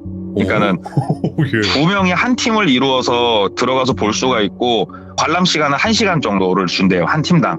그래서 1시간 단위로 끊어져가지고 입장을 할 수가 있고 두 명이 들어가는 거 컨펌은 그쪽 업체에서 따로 한대요. 그냥. 예. 임의적으로 내가 막 들어갈 수가 없고. 근데 생각을 해보면 백화점에 가보면 명품샵은 들어갈 수 있는 사람 숫자가 딱 정해져 있어요. 그렇죠. 직원 수만큼. 사람들이 몰린다고 해. 우르르 이렇게 들어갈 수 있는 곳은 아니잖아요. 네네. 그래서 여기는 그래도 진짜 오리지널로다가 운영을 하는구나. 기대가 한껏 되더라고요. 그래서 그럼 내일 2시 타임 예약 좀 부탁드린다고. 그래가지고 다음날 시간 맞춰서 갔대요. 가가지고 직원 안내에 따라서 명품관은 지하 1층에서 운영이 되고 있대요. 예. 그래서 본인 말고 또 다른 사람 한 명 온 사람 해가지고 지하 1층 내려가가지고 명품관 관람을 시작을 하는데 일단은 1시간 내에 바로 구매 의사를 밝히셔야 된다. 살 거면 구매 의사를 밝히지 않고 예약해서 나중에 내가 사고 이런 건 안 된다 말을 해주더래요. 네. 그래서 가봤더니 별로 볼품이 없더래요. 인테리어랑은 되게 잘 해놨는데 자기는 그런 되게 고가의 시계를 좀 저렴하게 사고 이런 좀 생각을 가지고 갔는데 생각보다 고가의 물건은 거의 없었고 되게 자기 기준에 너무 충족하지 못하는 이런 물건들만 그것도 종류도 많지도 않았대요. 그래가지고 예. 아니 여기는 내가 얘기를 들은 거랑 좀 다른데 직원한테 물어봤대요. 제가 조금 소개를 받고 오긴 했는데 종류가 이렇게 별로 없냐고 문의를 했더니 이게 중고잖냐고 우리는 물건이 많이 수급이 될 때는 그만큼 많은 분들이 좋아하실 만한 물건이 전시가 될 거고 지금처럼 쭉 판매가 되고 수급이 없으면은 조금 없을 때도 있다 이렇게 설명을 해주는데 중고 물품의 특성상 그 말은 맞잖아요. 그래서 그러면은 혹시 내가 뭐 사고 싶은 모델이 있으면은 말씀을 드리면은 이쪽에서 물건이 들어오면 저한테 연락을 주시냐 그랬더니 이쪽 업체는 일절 그런 게 없대요. 그냥 쉬운 얘기로 순 운빨인 거예요. 운빨. 내가 좋은 때에 와서 그 물건이 있으면 사면 되는 거라고 얘기를 하더래요. 그래서 알았다 하고 집에 가서 생각을 해보니까 그 중고샵을 운영하는 사장이 정말 똑똑하다는 생각이 들었대요. 왜 그러냐면은 결국 내가 원하는 모델이 있으면 자주 그 중고샵을 가야 될 테고 자주 가다 보면은 이제 지상 1, 2층에 있는 물건도 괜히 하나씩은 구매도 할 수 있는 거고 사람이 많이 이제 왕래가 생기는 거잖아요. 예. 그래서 괜찮은 전략이다. 해서 그 이후로 한 2-3번을 더 갔는데 갈 때마다 내용은 비슷했대요. 별 볼 일이 없었대요. 심지어 아침 첫 번째 타임을 좀 예약해서 가봤는데도 비슷하더래요. 그래서 그분이 그냥 운이 좋았던 거구나. 사실 별 볼 일 없는 곳이었구나. 그러면 그렇지 하고 이제 첫 번째 계약 넣으신 분 차량을 대금을 집행을 하고 출고를 해야 되니까 연락을 드렸는데 없는 전화번호라고 나오는 거예요. 근데 이런 경우가 생각보다 좀 많아요. 고객분이 뭐 연락처를 바꾸는 경우는 별로 흔치는 않지만 내가 계약을 했는데 해약을 한다고 말하기가 껄끄러워하신 분들이 있어요. 그런 분들은 차라리 계약금 10만 원을 날릴지언정 연락을 피해버리신 분들이 많거든요. 그래서 뭐 일단은 핸드폰 번호가 안 받는 것도 아니고 바뀌었다니까 연락할 방법이 막막해진 거잖아요. 그래서 계약 하나가 또 이렇게 날라갔구나 생각을 하고 또 시간이 좀 흘렀는데 이번에는 아시는 분 소개로 다른 분을 또 상담을 했대요. 상담을 하는데 이분도 그 같은 브랜드지만 다른 모델의 시계를 차고 계시더래요. 네. 그래서 때마침 잘 됐다 하고 똑같이 시계를 이제 빌미 삼아서 말을 이어간 거예요. 근데 정말 공교롭게도 이분도 거기서 샀대요. 그 중고샵에서. 그래서 그 중고샵이 그러면은 되게 활성화가 돼 있나 보다. 이 시계 언제쯤 사셨냐고 그랬더니 한 반년 전쯤에 샀다고 이렇게 말씀을 주시더래요. 그래서 그러면 내가 갔던 시기가 좀 별로 물건이 없던 시기가 맞았구나. 좀 주기적으로 거긴 다녀봐야겠다. 이렇게 생각을 하고 예. 두 번째 분도 소개권 같은 경우에는 웬만하면 계약으로 일단 성사가 되거든요. 계약서까지 다 써놓고 한 보름에 한 번, 열흘에 한 번 정도 꼬박꼬박 가본 거예요, 거기를. 꼬박꼬박 가봤는데 자기가 갈 때는 진짜 볼품이 없더래요. 변함이 없더래요, 그냥. 그래서 나하고 여기는 안 맞는구나 생각을 했는데 이게 정말 신기한 게 그 고객도 차량 출고할 때쯤 연락을 드리니까 연락이 안 되는 거예요. 이분도. 예. 그래서 그 브랜드의 시계를 차고 있는 사람들은 나하고 아주 이제 왼수구나. 그래서 가운데 소개해준 사람한테 그분 연락이 안 된다 얘기를 해봤더니 나도 지금 연락이 안 되는데 모르겠다. 나도 내가 어떻게 하냐 거기까지. 그래가지고 이제 계약 2개를 훌렁훌렁 날린 거예요. 아유, 뭐 이런 일은 흔치는 않지만 근데 없다고도 볼 수 없는 일들이니까. 그리고 그 명품관은 그 이후로도 몇 번을 더 갔는데 내용이 다 비슷해서 그냥 아예 발길을 끊었다고 그러더라고요. 발길을 끊고 한 반년 이상의 시간이 흘렀을 때 일이 하나가 나오는데, 저도 주기적으로 하고 있는 일이긴 하지만 전단지 작업을 저희가 좀 해요. 이렇게 출력을 하든 아니면은 접지를 받아서 하든 A4 용지 사이즈나 B4 사이즈에 자동차에 대해 설명이 되어 있고 이거를 3번 접어서 우체통에 넣는 이런 작업들을 좀 해요. 근데 이분 같은 경우에는 그게 아예 생활이 돼 있는 분이세요. 그러니까 친구를 만나 커피를 한 잔 마시면은 그 근처에 있는 곳에다가 이렇게 우체통에 넣고 또 다른 일 보러 가시고, 이게 이동할 때마다 그 근처에다 항상 판촉을 하시는 게 생활이 돼 있으신 분인데, 우연히 차를 타고 그날은 아침부터 한번 오늘은 빡세게 판촉을 해보자. 또 혼자 나갔대요. 혼자 나가서 뭐 전봇대 족자도 걸고 이렇게 판촉을 쭉 하면서 가는데, 시내권에서 시외권으로 쭉 타고 나가면서 판촉을 하는데, 쉬운 얘기로 농공단지 비슷한 이런 단지가 있는 곳이 있어요. 근데 저기에 원룸촌이 있었네 하고 우연히 본 거예요. 그래가지고 이런 공업단지 옆에 있는 원룸촌은 거기서 일하시는 분들이 많이 있기 때문에 사실은 구매를 할 수 있는 여력이 있으신 분들이 많아요. 겉으로 보기에는 좀 허름해 보여도 타지에서 이렇게 주말 부부 하시면서 왔다 갔다 하시는 분들이 많기 때문에 저런 곳이 있었구나 하고 가가지고 우체통에다 쭉 꽂고 있는데, 그 원룸 단지가 크진 않았대요. 달방 단지인데 쭉 꽂는데 제일 위에 있는 곳은 약간 떨어져가지고 산기슭 아래쪽에 있는데 하나는 좀 위에 쪽에 있더래요. 그래서 걸어서 쭉 올라가면서 판촉을 하고 마지막 제일 위에 있는 곳에 도착을 했는데, 여기는 일단 느낌이 조금 이상하더래요. 네. 왜 이상하냐면은 이 아래쪽에 있는 달방들은 주로 달방은 낮에 차들이 많이 주차가 돼 있어요. 의외로. 왜냐면은 카풀을 하기 때문에 자기 차는 주차를 보통 해놓거든요. 막 일주일씩. 거기는 차가 딱 2대가 대져 있는데 일단 두껍게 먼지가 내려앉아 있고 타이어도 바람이 많이 빠져 있으니까 방치차죠. 방치차 2대만 딸랑 있고 차가 한 대도 없는데 그 을씨년스러운 느낌 있잖아요. 그런 느낌이 확 들더래요. 그래서 좀 이상한 곳이다 하고 우체통에다가 이걸 쭉 꽂는데, 자기가 보려고 한 건 아니고 그냥 보였대요. 네. 딱 꽂는데 자동차 그 과태료 고지서가 하나 이렇게 꽂혀져 있는데 그 앞에 이름이 이제 써 있잖아요. 근데 이름이, 오늘도 똘비를 한번 등장시켜 볼게요. 김똘비란 이름이 거기에 써 있는 거예요. 근데 김똘비란 이름이 실존 이름이라고 한번 해볼게요. 그럼 이 이름이 동명이인이 거의 없을 만한 이름이잖아요, 사실은. 네. 그 이름이 있는 거예요, 거기에. 이분이 누구냐? 첫 번째 계약했던 분이세요. 그래서 아니, 똘비 사장님이 주소지를 옮기셨나? 근데 이렇게 그 건물을 보니까 뭐 사업이 좀 문제가 생겼든가 뭐 문제가 생기셔가지고 어쩔 수 없는 상황이었겠구나. 왜냐면은 동명이인이 있을 만한 이름이 아니었대요. 그 이름 자체가. 네.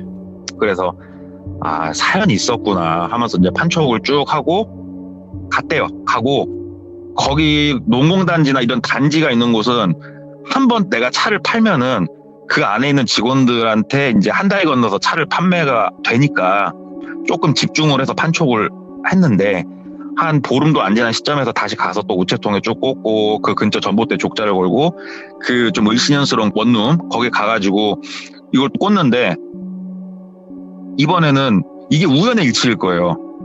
2번째 이 차를 자기한테 계약하신 분의 우편이 있는 걸 또 본 거예요.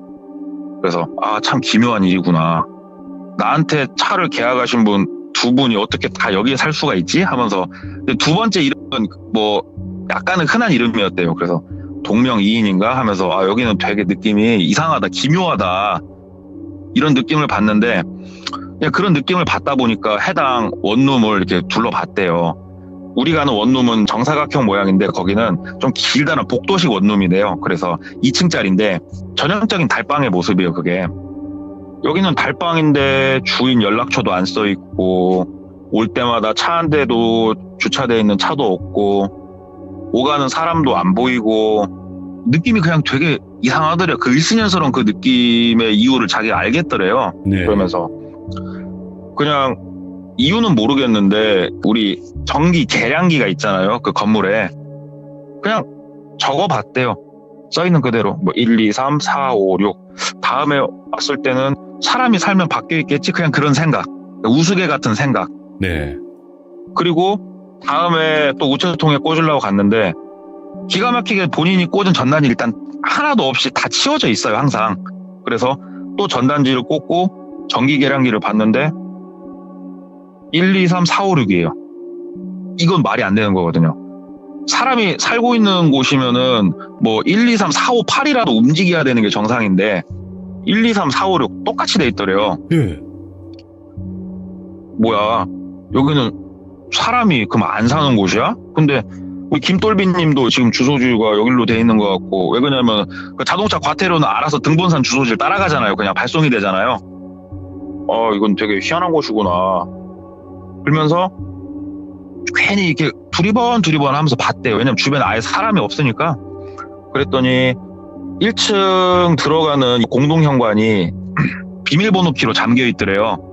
근데 달방을 이제 가보신 분 아시겠지만 보통 달방은 그 공동현관을 비밀번호 키를 거의 쓰는 데가 없어요. 근데 여기는 비밀번호 키로 돼 있는데 이게 건전지를 넣어서 하는 방식이 아니라 예전에 기계식 비밀번호 키가 있어요. 네. 건전지 없이. 그러니까 번호만 똑딱똑딱 누르고 위에 이렇게 자물쇠를 손으로 착 돌리면 번호가 맞으면 돌아가는 방식의 기계식으로 잠겨 있고 옆으로 돌아서 창문 쪽을 이렇게 두리번두리면서 보는데 안이 보이는 데가 하나도 없더래요. 하나도 안이 보이는 데는 없고. 그래서 여기는 회사에서 운영을 하는 곳인가 궁금해가지고 궁금증이 무럭무럭 자라는 거예요, 마음속에서. 네. 그러니까 집에 가가지고 인터넷으로 등기부등본을 띄워봤대요. 거기 명의자가 누군가. 그랬더니 등기부등본상에는 멀쩡한 건물이더래요. 그냥 뭐 특이할 건 없고 회사 소유는 아닌 것 같고. 참 신기하긴 한데 거기가 자꾸 머릿속에서 맴돌더래요, 그냥. 그래서 후배 하나를 데리고 그 근처 또 판촉을 하면서 후배를 데리고 또 같이 갔대요, 거기를. 예. 그래가지고 후배도 한번 보여줬대요. 네가 보기에 이 건물은 어떠냐? 그랬더니 후배가 형님 이 건물은 버려진 폐건물 아니에요? 그러더래요, 그냥. 그러니까 사람이 산다 아무 얘기도 안 하고 그냥 보여줘 본 거예요. 본인만 그렇게 생각을 하는가. 왜? 그랬더니 형님 봐봐요, 제대로 연결된 선도 하나도 없고 이게 어떻게 사람 사는 건물이에요? 그러면서 얘기를 하는데 보니까는 전선이고 뭐고 제대로 연결되어 있는 게 없더래요, 바깥에서 네. 들어오는 들어오는 선들이. 그래서 되게 궁금하더래요. 그래서 야, 너 잠깐 망 좀 한번 봐봐. 그랬더니 뭐 때문에요? 그랬더니 사실은 내가 차를 판 분이 연락이 안 돼가지고 봤더니 여기로 주소지가 이전이 돼 있는데 나 되게 궁금해. 나 한 번만 좀 볼 테니까 망 좀 한번 봐봐. 왜 사람이 없으니까 되게 편했대요. 그래서 후배가 뭐 알았어요. 사람 오면은 내가 바로 전화 누를 테니까 그러면은 나오세요. 그러면서 전단지를 가져갔는데 전단지를 저희가 이렇게 대문 앞에 붙이는 거 있잖아요. 문마다 붙이는 거. 네. 만약에 걸리면은 그 작업을 하고 있는 것처럼 보이게 하려고 그냥 전단지도 좀 가지고 들어가려고 하는데 일단 공동현관이 막혀 있잖아요. 근데 이분이 왜 그 생각을 했냐면은 공동현관을 봤을 때 비밀번호 키가 조금 손때가 묻어있는 번호가 몇 개 딱 보이더래요. 그래서 조합을 한번 해보고 싶었대요. 그래서 똑딱똑딱 눌러가면서 조회를 해보는데 이게 네 자리도 이걸 맞추기가 생각보다 힘들어요. 그럼요. 5자리인지도 모르고. 예. 한참을 똑딱똑딱 눌러보는데 똑똑똑똑 하고 위에를 착 돌리는데 착 하고 돌아가더래요. 그래서 우리 그 모험심을 가진 이런 쾌감 있잖아요. 괜히 막 두근거리고 예. 착 열고 공동현관 문을 끽 하고 열었는데 거기가 복도식이라고 말씀을 드렸잖아요. 왼쪽 오른쪽에 들어가는 방 문들이 짝짝짝짝 있는 복도식인데 문을 열고 보니까 암실이더래요. 암실. 빛이 단 하나도 새어 들어오지 않는 암실이더래요. 어두운 암실. 와, 그러니까 공동현관 문이 닫혀 있으면 그 안은 빛이 단 하나도 안 들어오는 그런 예. 상태더래요. 그래서 와, 이렇게 생긴 데가 다 있어. 사람 사는 데가 하면서 핸드폰 후라시를 켜고 안으로 들어가는데 동작 센서라도 있어서 불이 켜질 줄 알았는데 불이 켜지는 게 하나도 없더래요. 예. 그래서 일단 공동 현관문은 열어놓은 상태에서 안으로 쓱 들어가면서 이렇게 좌우를 보는데 버려진 건물이구나, 사람이 안 사는 건물이구나 바로 알 수 있겠더래요. 예. 왜 그러냐면 이 바닥이나 이 양쪽에 있는 문 손잡이에 먼지가 내려앉아 있더래요 이미. 그러니까는 사람이 살면은 하다못해 자기 방문을 열면은 그 손잡이는 깨끗해야 될 거 아니야, 아무리 관리를 안 해도. 근데 거기에 다 먼지가 내려앉아 있더래요. 그래서 야, 여기 이 건물은 참 기괴하다, 기괴. 오. 와, 우편은 그럼 누가 치우는 거야? 관리자가 있다는 소린데? 와, 되게 신기하다 하면서 보는데 방 하나는 손잡이가 맨들맨들 하더래요. 먼지가 없이. 그래서 왜 그랬나 모르겠대요. 지금도 이건 범죄인데 그냥 열었대요. 문을 열어봤대요. 버려진 건물에 생각이 드니까. 그랬더니 네. 그냥 문이 끽하니 열리더래요. 그래서 안을 들어가서 봤더니 사람이 사는 이런 거 하나도 없고 그냥 캐비넷만 하나 떨렁하고 있더래요. 캐비넷만. 예. 그래서 뭐 여기는 그냥 사람이 한 번씩 주인 세대가 뭘 와서 놓는 창고인가 들어가고 캐비넷을 한번 열어봤대요. 그냥 여기까지 들어온 김에.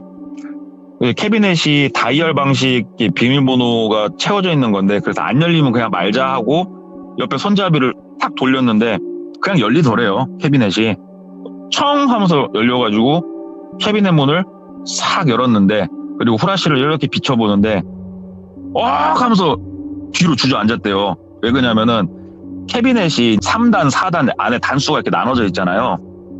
거기에 빽빽하게 사람 손가락이 쫙 들어가 있더래요. 사람 손가락이. 예.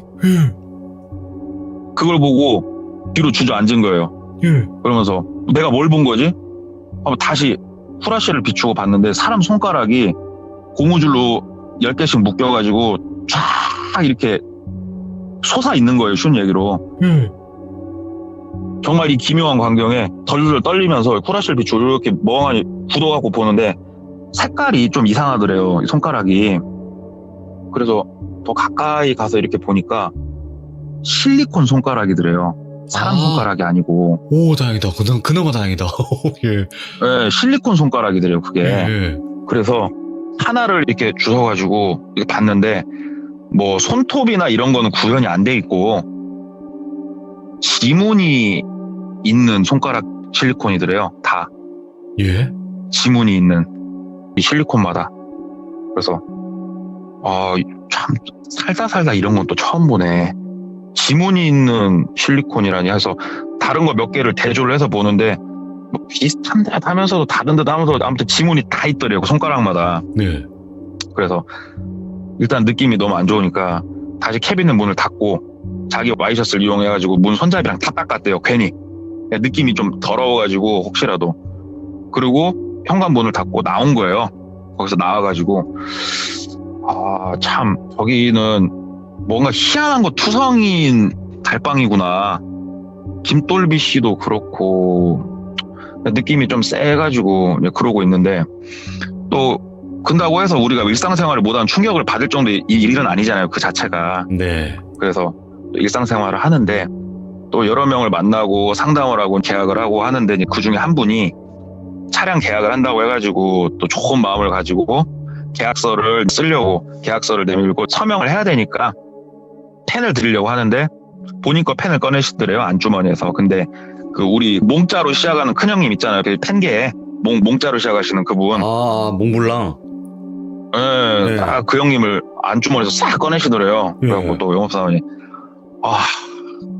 펜이 눈부시다고 또 멘트를 쳤대요. 예. 쫙 멘트를 쳤더니 그분이 이거 시계뿐만이 아니고 넥타이 핀까지도 그 명품관에서 샀다고 얘기를 하는 거예요. 예. 자기가 여러 번 갔었던. 그래서 야, 그 명품관은 끊임없이 내 눈에 치이는구나. 그러면서 어찌됐건 이분한테 이걸 쓰고 가벼운 마음으로 보내고 저녁에 집에 가가지고 커피 한잔 하면서 텔레비전을 이렇게 보는데 기존에 있었던 원룸 뭐 이런 생각 아무것도 안 하고 그냥 TV 보면서 깔깔깔깔 웃으면서 보다가 문득 생각이 탁 스쳐 지나가더래요. 예. 지금은 없어졌지만 예전에는 연대보증이라는 게 있었고 그러기 때문에 할부를 할 때 서류 중에 가족관계증명서가 들어오는 경우가 상당히 많았거든요. 네.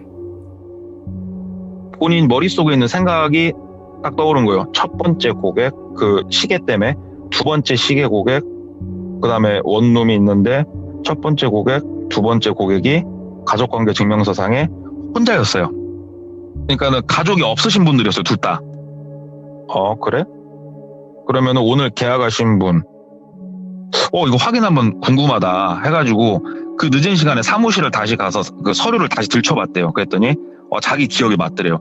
첫 번째 분도 혼자, 두 번째 분도 혼자. 그러면서 괜히 드는 생각이 있으니까 다음날 사장님 그 할부를 지금 진행시킬 건 아닌데 그래도 그때 가가지고 서류 급하게 떼면 뭐하니까 오늘 미리 좀 서류를 떼놓으려고 한다고 말씀을 드려가지고 좀 빠르게 서류들을 받았대요. 가족관계증명서도 좀 달라고 해가지고 받았는데 그분도 혼자시더래요. 근데 여기서 이 사람이 뭐가 딱 머릿속에 스쳐 지나간 거냐면 사장님 그 몽블랑 펜이랑 넥타이 핀이랑 그 중고 거기 명품샵에서 사셨잖아요. 그런다고 거기 혹시 시스템이 어떻게 돼요? 하고 모르는 척 그냥 물어봤대요. 네. 그랬더니 그 멤버십으로 운영이 되고 똑같이 얘기를 해주더래요. 저도 그 건물은 알 것 같은데 그 1층이 있고 2층이 있잖아요. 몇 층에 명품관이 있어요? 그랬더니 지하에 있죠. 그거 가는 길이 어떻게 돼요? 그래서 설명을 쭉 해주면서 내려가는 길까지 설명을 해주는데 본인이 들어간 입구랑 다른 입구로 들어가시는 거예요, 이분은. 오? 되게 특이한 케이스가 발생을 하는 거예요. 그러니까 쉬운 얘기로 나는 왼쪽 문으로 항상 명품관을 들어갔는데 이분은 오른쪽 문으로 들어가는 거예요, 명품관을. 그러니까 느낌이 되게 좀 안 좋더래요. 그래가지고 혹시요 선생님 밤 10시가 됐고 새벽 4시가 돼도 좋으니까 그 명품관을 혹시 또 다음에 가실 때 저한테 할부 잘 부탁드려요라고 문자 하나만 좀 보내주시라고. 그리고 그 명품관에서 쇼핑하시고 나오면서 저한테 전화 한 통만 좀 주시라고. 이거 잊지 말고 꼭 약속 좀 해주라고. 그러면 내가 썬팅 진짜 좋은 걸로 해드린다고 얘기를 했다는 거예요. 예. 그랬더니 고객이 얼떨떨하니요. 알았어. 그럴 거 아니에요. 그리고 시간이 이제 한 3주 흘렀나? 새벽 1시에 납득이 안 되는 시간이죠. 새벽 1시에 할부 잘 부탁드리라는 문자가 오더래요. 새벽 1시에 명품관에 간다고? 그래서 기다렸대요. 잠을 안 자고. 네.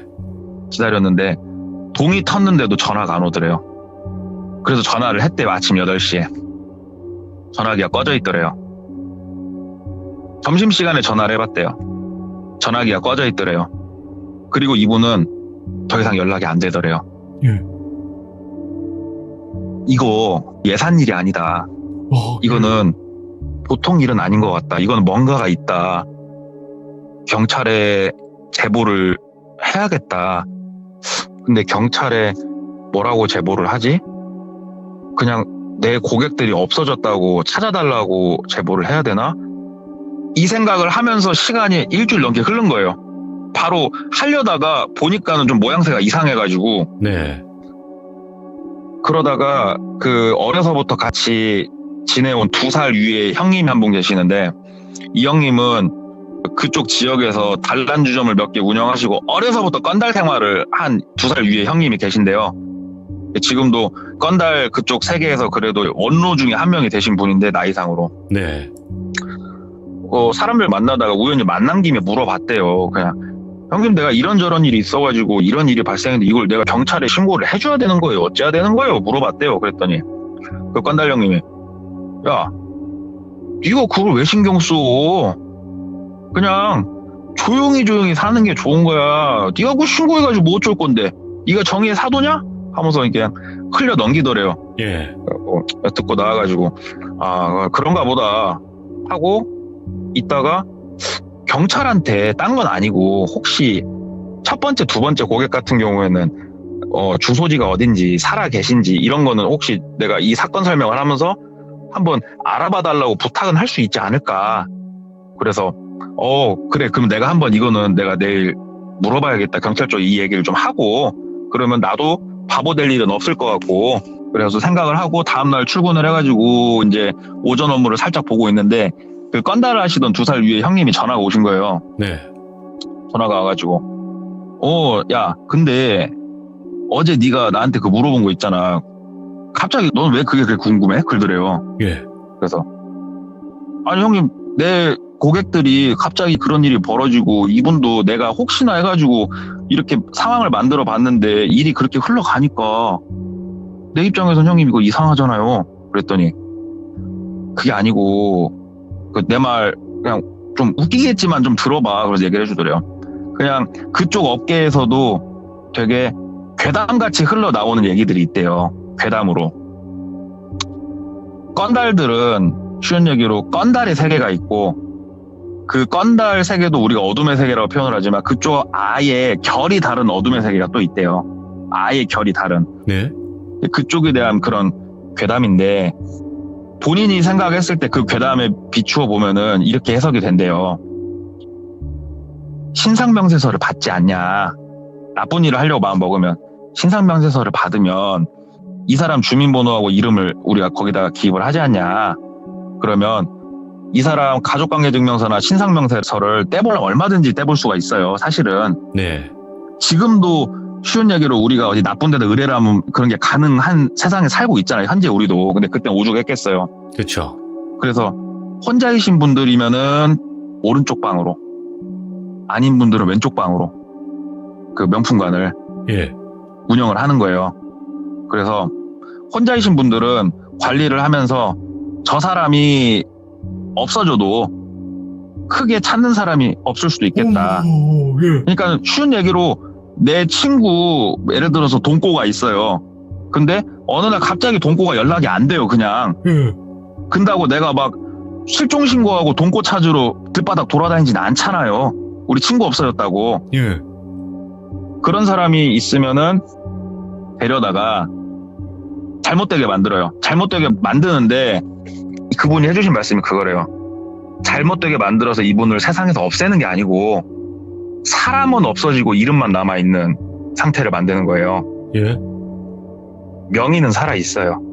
명의는 살아서 이 사람 이름으로 과태료나 뭐가 나오면은 그것도 관리를 다 하고 이 사람 이름으로 중고차도 사고 그래서 범행에 이용을 하든 어디 이용을 하든 할 수 있는 거잖아요. 예. 그리고 이 명의를 이용을 해서 절대 잡혀서는 안 될 나쁜 짓이 있으면은 활용을 하고 이 얘기를 해주는데 네가 말한 실리콘 손가락들 있지 그러더라고요. 예, 그랬더니 그게 있어야 서류 같은 거 떼기가 편하거든 얘기를 해주더래요. 예. 이게 아구가 진짜 잘 맞아떨어지더래요. 그쪽 괴담하고. 예. 그러면서 이거는 어디까지나 우리 쪽에서 있는 괴담이야. 그냥 괴담 정도 생각하면 되는데 우리가 그냥 밑바닥이면 거기는 심연이거든. 우리랑 아예 어두운 정도가 다른 곳이야. 그냥 너 신고 같은 거 할 생각 하지 마. 그냥 너 메일이잖아. 넘어가. 이런 거 괜히 쑤시지 마. 하고 경고를 해주더래요.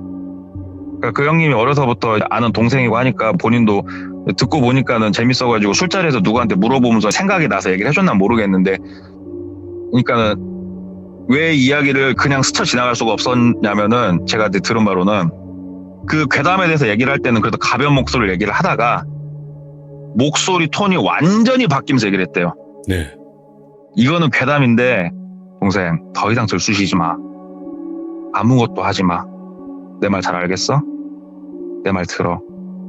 그러니까 앞에 얘기는 장난처럼 얘기하고 딱 뒤에 목소리를 착 깔면서 분명하게 경고를 해주더래요.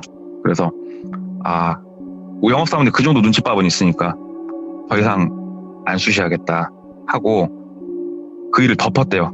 그 일을 덮고 예. 더 이상 고객들이 명품을 꺼내도 물어보지도 않고 명품관에 그쪽에 다시 갈 생각도 하지도 않고 이렇게 시간이 흘렀는데 그동안 다른 사람한테도 크게 이야기를 아예 안 하고 살았대요. 그리고 시간이 지금 생각보다 많이 흘렀고 지금 그 자리들은 다른 건물들이 많이 들어서 있어가지고 아예 세상이 바뀌었는데 이 이야기를 제가 듣고 저도 사실은 그런 게 있을까? 솔직히 궁금하더라고요. 저도 예. 이런 일이 있을 수 있을까?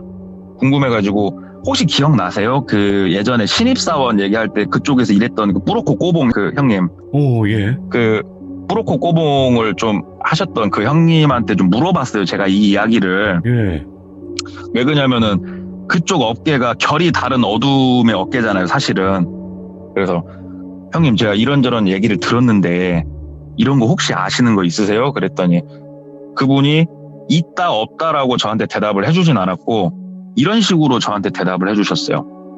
대한민국이 치안이 굉장히 좋은 나라잖아요. 이 나라가. 예. 강력범죄율도 굉장히 낮고 사람들이 그렇기 때문에 보고 싶은 것만 보고 산대요. 자기가 그쪽 업계에 있으면서 자기 눈에는 네가 지금 살고 있는 옆집에서 진짜 사람을 해야 하는 사건이 현재도 일어나고 있을 수도 있고 나쁜 약을 거기서 제조하고 있을 수 있는 나라에 지금 우린 살고 있는데 다들 너무 치안이 좋고 행복한 나라에 살고 있다고 다들 착각하고 살고 있다고. 그리고 대한민국은 전 세계에서 진짜 손에 꼽을 정도로 평균 학력이 높은 나라래요. 예. 그러다 보니까 대한민국이 사기치기가 너무 좋대요. 진실을 숨기기가 너무 편하대요. 그래서 약간 모순이 있어서. 왜요, 형님? 많이 배운 사람한테 어떻게 사기치기가 편해요? 그랬더니 한국은 많이 배웠는데 인정하는 법을 못 배우는 나라래요. 그래서 자기가 갖고 있는 상식이 있으면은 뭐 괜히 인터넷에서 찾아보고 자기가 갖고 있는 상식을 가지고 어렵게 얘기를 하면서 서로 막 싸운대요. 내 말이 맞다, 네 말이 맞다, 네 말은 이상하다, 틀렸다 얘기를 하는데 본인 말이 틀렸을 때 인정을 안 하는 나라래요. 그렇기 때문에 이 사람이 갖고 있는 상식의 선이 어디까지인가만 알고 있으면 그 선 내에서만 사기를 치면은 거의 무조건 넘어가는 나라래요. 이 나라가. 그런거다. 와. 근데 네가 지금 나한테 이런 물어본 일들 있지? 예. 네 상식으로는 이해가 안 되지? 예. 네 상식은 거기까지니까. 넌 이해가 안 되지. 그런 일은 없을 거라고 생각을 하지. 네 상식 내에서만 현실이고 진실이라고 생각을 하니까. 팩폭이다, 팩폭. 아니야. 진짜. 세상은 네가 가지고 있는 상식 안에서 움직이지가 않아. 내가 해줄 수 있는 대답은 그거야 라고 저한테 말을 해주시더라고요. 뿌로코 꼬봉을 하셨던 형님이. 저는 이제 알고 있는 건 주워 들은 것밖에 없는데 그분은 거기서 많은 걸 봤을 거 아니에요. 그렇죠. 그래서 이게 막 전처럼 임팩트 있어갖고 막 누가 쫓아오고 무섭고 이런 얘기는 아닌데 스스로가 좀 여러 가지 생각을 해보는, 그리고 또 약간 솔직히 좀 무서웠던 얘기여가지고 한번 가져와 봤어요. 동백꼬마님 거짓말쟁이시네. 예. 왜요? 아니 안 무섭다며요. 막 그러진 않잖아요. 아니. 진짜로 이분 거짓말쟁이에요. 우리 그 시들무 거짓말쟁이 1등이야. 아니 안 무섭다고 하셨는데 이렇게 무서울 수가 있나. 아유, 그래도 그렇게 느끼셨다면 성공했네요. 이거 봐, 다 피노키오라고 하잖아요 지금. 와, 이거 시들무게 피노키오 이거 어떡하죠, 동네꼬마님? 아이고. 야, 잠깐만. 감사합니다. 근데 그 말이 맞는 것 같아요. 그러니까 우리가 아는 상식선에서 일어나지 않으면 그건 비현실인 거야. 그죠? 다들 그렇게 생각하죠. 그것도 시들무도 마찬가지예요. 안 믿는 분, 자기 상식에 벗어나면요 그냥 주작이라고 해버려요. 그럴 수도 있겠네. 확실히 그럴 수도 있겠네요. 저는 맨날 그런 걸 봐오니까 이게 사람마다 딱 그 한계점인 상식이 있어요. 근데 그 네, 상식이 맞아요. 벗어나거나 내가 틀렸다는 걸 인정할 수가 없는 거죠. 그렇죠. 참 진짜 현실이네요. 이게 이제 현실 공포 중에 진짜 또 현실이에요. 진짜 너무 감사드리고 세상에는 예. 우리가 아는 것보다 모르는 게 더 많다는 거, 그게 또 예. 무서울 수 있다는 걸 알려주셔서 감사드립니다. 고맙습니다. 동키오. 감사합니다. 돈코키오 누구야? 아이고 돈코키오래요. 이제 또 별명 생기셨네. 자꾸 이상한 것 좀 만들지 마요. 돈코키오 그냥 코가 늘어나는. 감사합니다. 고맙습니다. 감사합니다. 네.